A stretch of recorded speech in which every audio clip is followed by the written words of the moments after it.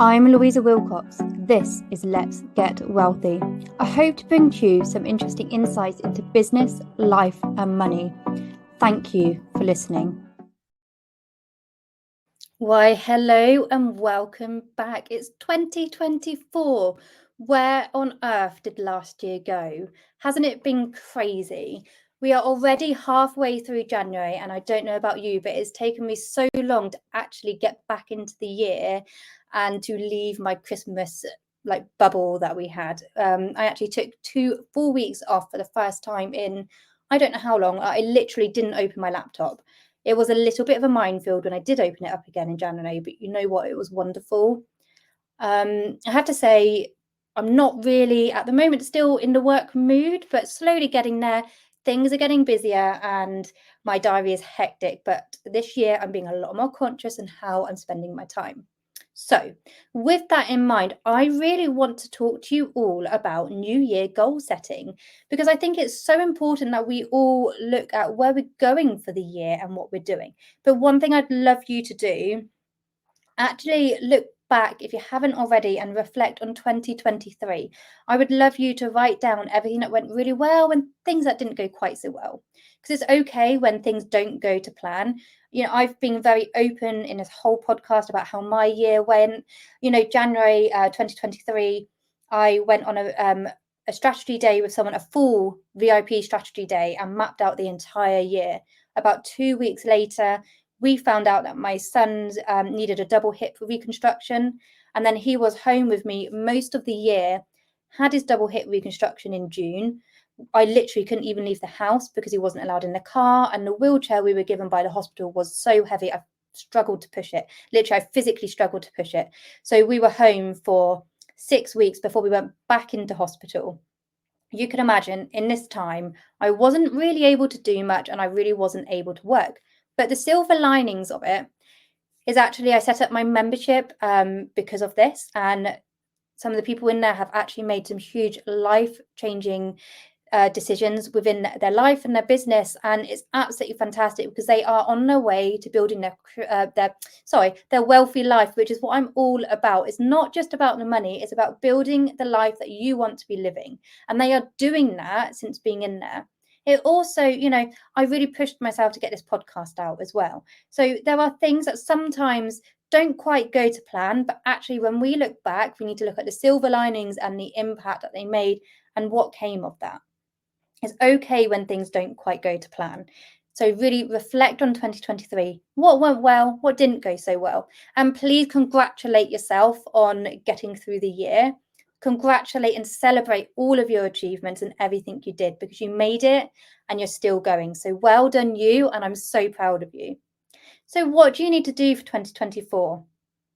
Intentions. I love intentions. I'm going to say intentions and not goals because I actually don't really like goals, because if we don't hit them, I think mentally we put ourselves down. So I call them intentions. What are your intentions for this year? I'm not just talking about in your business. I want to know your intentions for your personal life too. It's so important you actually have some personal goals, because why are you running your business? Why are you working all the hours? Why are you doing it all? So what do you want personally in your life? Really think about that. Are you going on a big family holiday? Do you want to redo your wardrobe, buy new clothes? Do you want to buy a fancy handbag? Do you want to, I don't know, go to a really fancy golf club? Just putting things out there. You know what you want to do. So what are my intentions for this year? My intention is that I'm going to take my children to Disneyland Paris because they have asked and well, actually they wanted to go to Disneyland in California, but we have agreed Disneyland Paris because California is a bit of a trek and I don't think my son's quite ready for that kind of journey yet. And we've been there once before, but not again this year. We're going to do that when they're older and they remember it a bit more too. And I would absolutely love to take my son to Scotland because he is really into Viking. So that's another thing we're planning on doing. Both my boys are going to absolutely love that. So for me, they're two quite big things that I would like this year. They're not big compared to some people, but that's my intentions. And I really intend to do that. So what I have done is I've gone and researched how much it's going to cost. I've researched everything we want to do. So I actually know how much it is that I need to be saving every single month to be able to pay for that.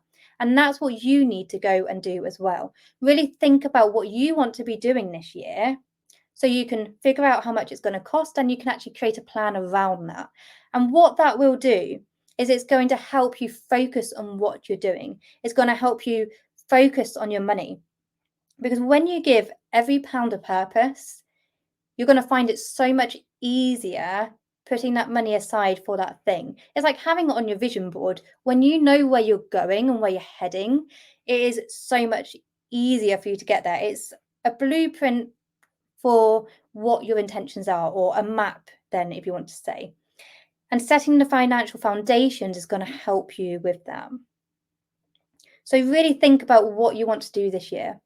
And another reason it's so important for you to do that is because when you're a business owner, as you know, everything you earn in your business directly impacts your personal finances too.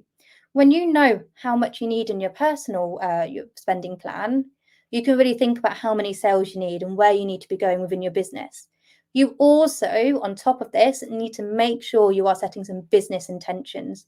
What would you like to do this year to move your business forward?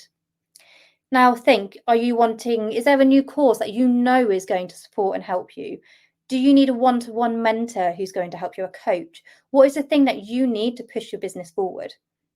One thing I actually signed up to at the end of last year that made a massive difference, because I've only ever known finance. It's all I've ever done since I was 15 is finance. It's all I know pretty much.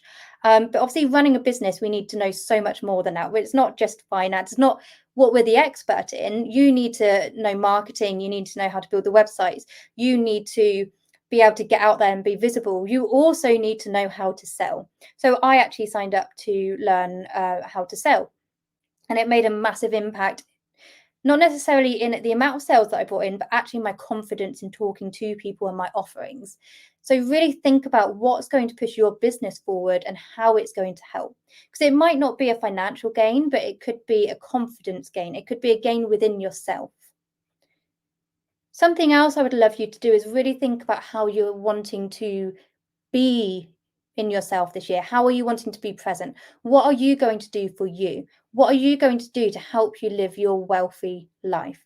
Because ultimately, it is so, so important that when we go on our journey, we look after ourselves too.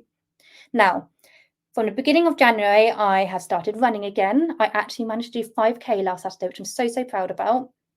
And I'm back to boxing. And I did go to a weights class, although I fully admit I haven't been for a couple of weeks because it's been too cold and there's no heating in the unit and it's been way too cold to go down there, freeze to death. So I've been running and I've been to boxing, and I will get back to the weights class when the weather warms up a little bit more. I'm also consciously making sure that I am not working at the weekend, and I'm making sure that I'm reclaiming some of my evenings back so I can actually relax. Because last year, with everything that went on, I fully admit I didn't look after myself. I buried myself in work. I buried myself in everything. I made myself busy. So I just got through the year with everything that happened. And then when it hit Christmas and I did stop, my word, did it hit me or what? I literally just couldn't function. I couldn't think. Just literally wanted to stay in my jammies all the time. And we did. It was lovely. It was wonderful. And that's what I needed at the time. And we all needed that rest, all of us. So really think about how you're going to be looking after yourself this year, because it's no good building a massive business and it's no good bringing in tons and tons of money if you are not well in yourself and if you're not enjoying life yourself. So what are you going to do to make sure you are healthy and looking after yourself too? And not just your physical body, you need to be looking after your mental health. Mental health is so important. We don't talk about it enough, although it is being spoken about more, but mental health is just something everyone should be taught from a young age. It's something you should be doing. And that comes in very different forms for lots of different people. I absolutely love going out for breakfast with a friend once a month. I love going out for a coffee every now and again. But for me, my mental health is sometimes about mindfulness, really thinking about what I'm doing. I actually find running a form of looking after my mental health, because having ADHD, as you know, you have tons of energy, and I find that I'm less stressed and I'm a lot happier when I go out and do that. And we all know that exercise actually releases those happy, I think it's endorphins. I think that's what they're called. Is it I might be wrong on that, but whatever it's called, it releases the happy chemicals to make you feel good. And it does. And it doesn't mean that my ultimate goal is to have this really, toned abs and all the rest of it. But for me, it's for my mental health, it's to look after my mind. And the bonus of that is a fitness too. Something else that myself and my husband are looking at is actually the way we're shopping too. So we've decided that we're going to be going to butchers and make sure we're getting better quality meat, and that we're going to be having more vegetables and really thinking about what we're putting into our bodies too. And this came about from watching a program, and we were actually both really horrified about food, but that's a whole different topic altogether. So really think about how you're looking after you this year as well, because now is the time to be setting those intentions. And as they say, start the year as you mean to go on. I'm not talking about New Year's resolutions. I don't know about you, I never stick to them. With the best intentions in mind, it just doesn't happen. I don't know why. I think because it's just spoken about so much, I feel like it's a bit of a cliche. But when you really think about why you're doing it and the reasons, I think that gives you more clarity and more focus around it. And one thing, if you haven't done it already, because obviously we need to talk about money, because that's what I do. I'm a money mentor for ADHD entrepreneurs. So at the end of the day, I've got to come back from money as well, not just about wealth, because it's just part of the picture. So with money, if you haven't already, as a priority this year, if you haven't got one already, create your emergency fund. You need in some kind of high yield savings account. That's a savings account that has a higher interest rate, which you can still access quite easily. Make sure you have 3 to 6 months worth of your household expenses saved up. Yes, it does take time, but believe me, it's totally worth it. Because when something goes wrong, like your boiler breaks, or you need a new car tire, or something like that happens, you will have the money there to pay for it. It's going to give you financial freedom and choice. Because by having that money, if you're working, you may want to go self-employed. Having that money there is going to give you the safety net that you need to be able to make those decisions. It's going to give you the ability to make the choices you want to make, to live your life on your terms. That emergency fund is going to mean you are not stressing about money. And so many people with mental health problems actually usually have financial related problems. I think it's like 86% of people and the mental health issues are relating to finance. By having an emergency fund, it is honestly going to help your mental health too. Is you're not going to be stressing, you will sleep better, you will feel better.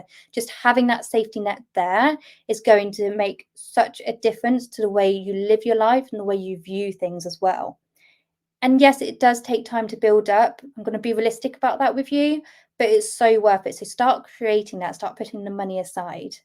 If you have some debt, look at paying down the debt. And remember, I've done a whole podcast on debt. It's okay to have debt. Learn from it, thank it for what it's given you and what it's done, move on from it, and start paying it down. Look at the snowball method to actually pay that down. Again, if you go and listen to the other podcast, I have done more on that. Or if you go and download my magazine, then because I do a free monthly magazine, then you can get information about that. Or I've got TikTok reels, lots of information out there. I'm on Instagram, TikTok, LinkedIn, Facebook. There is so much information I've given out there for you to look at that. So pay off some debt. Now, I would actually, if you haven't got an emergency fund, look at paying off the debt and creating your emergency fund alongside it. So you actually are paying off one and you're still building that up too. And that's really going to help you focus for the year. So you actually know what your intentions are, where you're going, and you're making a financial situation much more easier for you to manage too. And one thing that I have to say that has been within my business over the last year, the best thing I've ever done is finding myself a really supportive community, like-minded entrepreneurs who understand how hard it is in business, because it's really, really lonely. I actually had a call with someone earlier who, absolutely lovely lady, and she broke down in tears because she felt so alone. And it is about having that supportive community around you to help lift you up, because we all have good and bad days. And when we are at home working, which most of us are as entrepreneurs, it is a really lonely world. And sometimes those bad days, it feels like everything is against us and we're by ourselves. I can promise you that is not the case. Find yourself a supportive community. Come and join mine. And really have those like-minded entrepreneurs around you so that actually you don't feel so alone, and that you do have that place where you can go and vent, where you can ask for a bit of support, and where you can make sure you are having that communication that you need to be having. Now, don't get me wrong, I'm an introvert. I'm not I'm not the person who would go into a room and be really loud and be known. I am usually the quiet one. You wouldn't think it talking to me when I get to know you or over Zoom and things like that. I'm much more confident behind the camera than in person. When I get to know people, absolutely fine. But I do have a free community on Facebook for you to come and join. It's the Money and Wealth community for neurodiverse or ADHD entrepreneurs. Come and join that. Come and speak to people. Come and be part of the community so you're not feeling so alone, and so that you can actually move forward in your business.